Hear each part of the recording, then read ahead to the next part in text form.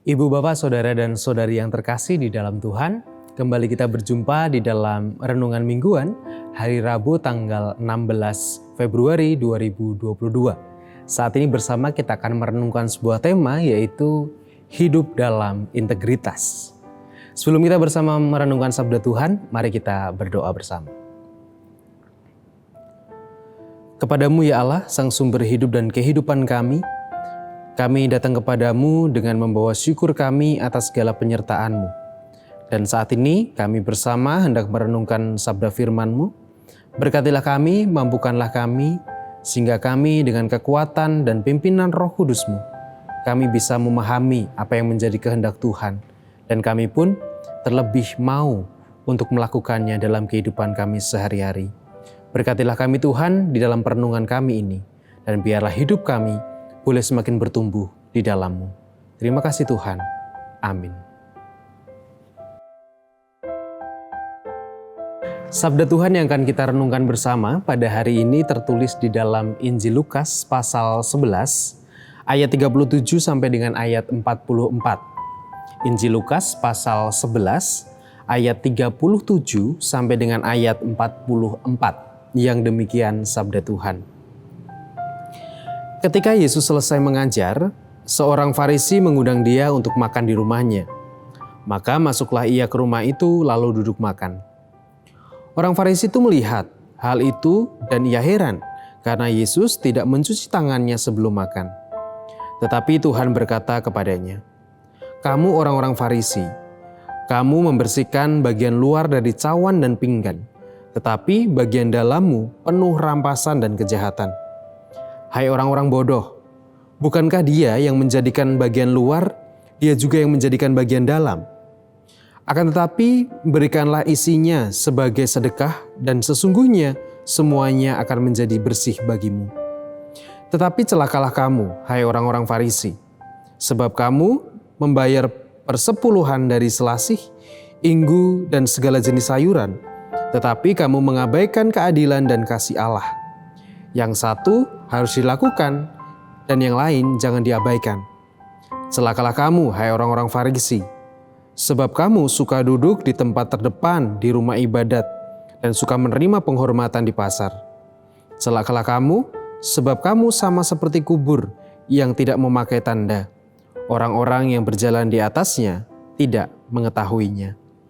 Demikianlah pembacaan firman Tuhan. Yang berbahagia ialah setiap orang yang dengan setia merenungkan serta memeliharanya dalam kehidupan sehari-hari. Haleluya. Amin.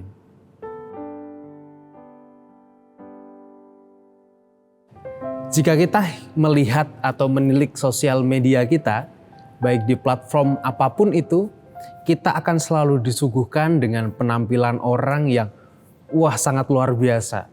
Yang perempuan sangat cantik-cantik sekali, yang laki-laki pun juga demikian, sangat ganteng-ganteng sekali.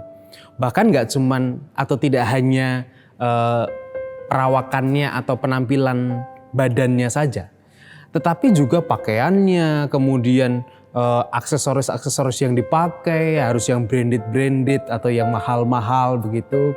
Atau juga kemudian orang menghabiskan banyak uang, jutaan, bahkan puluhan juta atau bahkan ratusan juta untuk mereka kemudian memperlihatkan wajah yang sangat menawan, pakaian yang sangat menyilaukan begitu, menyilaukan mata karena saking bagusnya, saking mahalnya begitu. Nah, kita hidup di era di mana nampaknya orang akan semakin dihargai, orang akan semakin dilihat ketika penampilan mereka itu baik. Jika penampilannya itu bagus atau istilahnya good looking begitu, maka ia akan diperlakukan dengan lebih lebih menyenangkan, lebih ramah, lebih dihormati begitu. Tetapi sebaliknya bagi orang-orang yang mungkin penampilannya biasa-biasa saja begitu, mungkin dia tidak akan lebih dilirik daripada orang-orang yang berpenampilan menarik. Nah, sehingga kita terbiasa untuk memoles cover kita, memoles diri kita supaya terlihat cantik, terlihat ganteng, dan terlihat bagus begitu. Karena sekali lagi bahwa penghormatan atau nilai itu pada sekarang ini seringkali ditentukan oleh luaran atau apa yang terlihat. Nah, Ibu, Bapak, dan saudara-saudari yang terkasih dalam Tuhan, kasus yang sama atau hampir cerita yang hampir mirip juga dijumpai oleh Yesus ketika Yesus diundang makan oleh orang-orang Farisi, seperti teks yang kita baca tadi. Ketika mereka diundang makan, kemudian Yesus langsung makan, datang ke rumah langsung makan. Dan melihat itu, orang-orang Farisi sangat, kok aneh ya, kok dia nggak mencuci tangan dulu sih? Karena kebiasaan mereka pada waktu itu adalah ketika orang dari luar dan mereka mau makan atau mereka masuk rumah, mereka harus mencuci kaki atau juga mencuci tangan mereka gitu. Nah, hal itu membuat orang-orang Farisi sangat tidak nyaman. Yesus dan murid-muridnya itu dianggap sangat menodai adat istiadat, sangat menodai ajaran agama atau ajaran religius pada waktu itu. Sehingga orang-orang Farisi terkesan marah juga kepada Yesus dan para muridnya. Tetapi yang menarik adalah apa yang disampaikan oleh Yesus. Yesus bukan malah kemudian mengiyakan apa yang dikatakan oleh orang Farisi atau marahnya orang Farisi, tetapi Yesus justru menyindir orang Farisi. Yesus mengatakan bahwa ya betul, engkau memang mencuci tanganmu, engkau memang membersihkan luarmu, tetapi dalammu, dalam dirimu penuh dengan kejahatan. Dalammu penuh dengan keburukan. Ya, itu yang dikatakan oleh Yesus. Dan memang benar, seringkali orang-orang Farisi pada waktu itu menonjolkan sisi keagamaan mereka, menonjolkan bahwa mereka ingin memperlihatkan bahwa mereka itu adalah orang yang religius, orang yang beragama, orang yang dekat dengan Tuhan begitu, dengan rutinitas yang mereka lakukan tentang pengetahuan mereka tentang agama atau juga ritus-ritus yang mereka lakukan dan sebagainya. Itu sama halnya dengan apa yang saya sampaikan di awal tadi. Seringkali kemudian kita hanya memoles luar kita saja, memoles apa yang dilihat orang, tetapi dalamnya kita tidak pernah menyentuhnya sama sekali. Nilai hidup seseorang atau nilai hidup kita seringkali kemudian hanya kita tampilkan itu dari apa yang dilihat orang. Tetapi kedalaman hati kita, kedalaman diri kita, seringkali kemudian tidak menjadi konsen dalam hidup kita. Integritas itu menjadi satu persoalan di masa kini. Ketika orang hanya memperhatikan apa yang dilihat, tetapi dia tidak pernah betul-betul menghidupi apa yang diyakini atau apa yang dilihatnya. Gitu. Sama seperti orang Kristen. Saya juga Kristen, Anda juga Kristen. Kritik kita bersama untuk diri kita.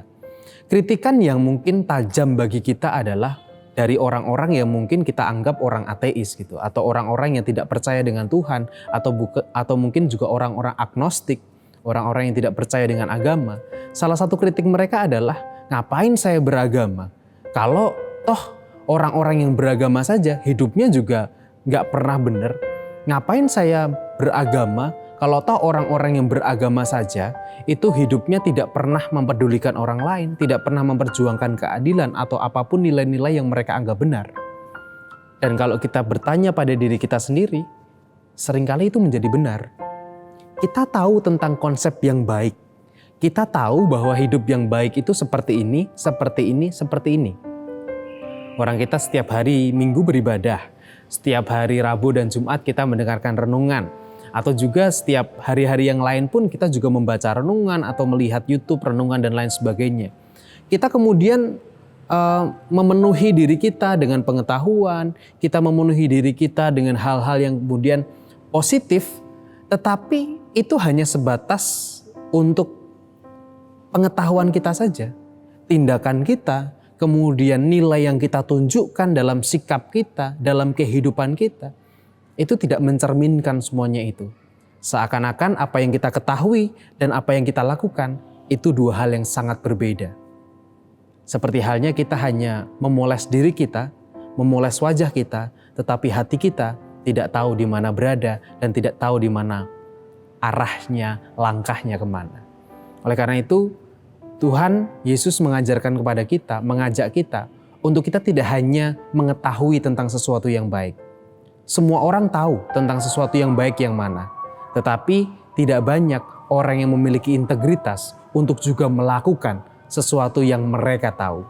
Oleh karena itu, marilah kita kembangkan integritas kita.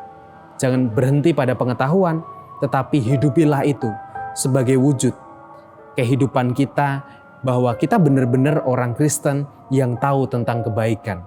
Jangan seperti makam atau kubur yang tanpa tanda. Jadi orang tidak tahu tentang apakah ini kubur atau tidak. Demikian juga dengan kita. Jangan sampai kita kemudian hidup juga tanpa tanda sikap kebaikan, tanpa tanda nilai kebaikan dalam hidup kita. Selamat menghidupi integritasmu, dan mari kita terus kembangkan. Bukan hanya mengetahui, tetapi juga kita melakukan dan memperlihatkan dalam sikap dan nilai kehidupan kita. Amin.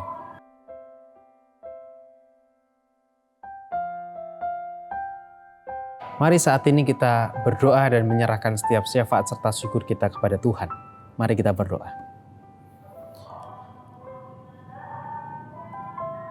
Hidup kami sebagai pengikut-pengikut-Mu Tuhan, seringkali memperlihatkan kehidupan yang palsu.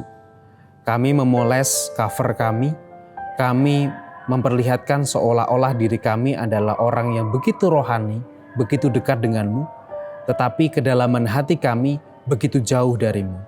Kami tahu tentang kebenaran firman-Mu, kami memahaminya, tetapi kami tidak pernah melakukan dengan sungguh-sungguh kebenaran firman-Mu itu. Sehingga pengetahuan kami hanya berhenti sebatas pengetahuan, tetapi sikap kami, nilai kehidupan yang kami perjuangkan jauh dari kebenaran-Mu itu. Oleh karena itu Tuhan, ajarlah kami untuk menjadi pengikut-Mu yang penuh dengan integritas, bukan hanya mengetahui, tetapi kami juga menghidupinya dalam hidup kami. Ya Bapa, kami saat ini berdoa, kami mau menyerahkan untuk orang tua kami yang saat ini oleh karena fisik sudah menurun dan usia juga semakin lanjut. Kami berdoa menyerahkan untuk Ibu Rusmiati Buyung, Ibu Sarno, Ibu Tugira Sariman, Ibu Sumiarti Suparmo, Ibu Rusmiati Suhardi, Bapak Margono, Ibu Murjangkung, Bapak Saharun, Ibu Kun Mariatin Subardi, Ibu Joyo Pawiro, Bapak Sadel Paulus, Bapak Christian Dauriwu, Bapak Elias Sariman, Bapak Repen Sukarsono, Ibu Mardi Utomo, Ibu Waginah Paijo, Ibu Yatmi Artini Rusdi, Bapak Suprapto, juga Bapak Ibu kami yang lainnya. Kiranya Engkau yang memberikan sukacita atas kehidupan mereka, kekuatan, kesehatan, dan damai sejahtera boleh tinggal dan mereka rasakan. Kami juga berdoa Tuhan untuk keluarga kami, saudara kami yang saat ini sedang berjuang juga dengan proses pemulihan kesehatan mereka.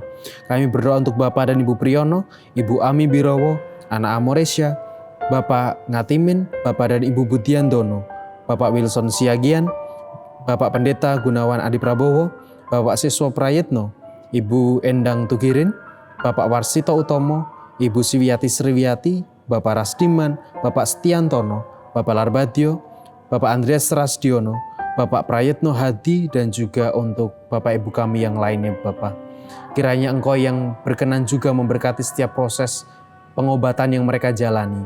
Biarlah semangat yang dari Tuhan boleh memenuhi sukacita dalam hati dan kehidupan mereka, sehingga mereka boleh dengan keteguhan hati, dengan kepasrahan penuh kepadamu, mereka menyelesaikan setiap proses pengobatannya, setiap proses pemulihannya, dan biarlah itu berjalan di dalam berkat Tuhan.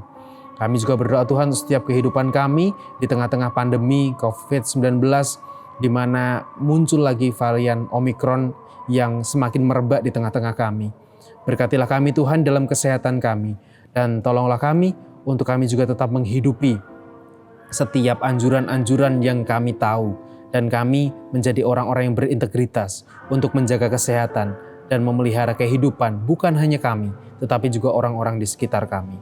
Kami serahkan Tuhan seluruh hidup kami, dan kami serahkan segala pergumulan-pergumulan kami Tuhan. Apapun itu pergumulan kami, biarlah Engkau yang menguatkan dan memampukan kami untuk menyelesaikannya.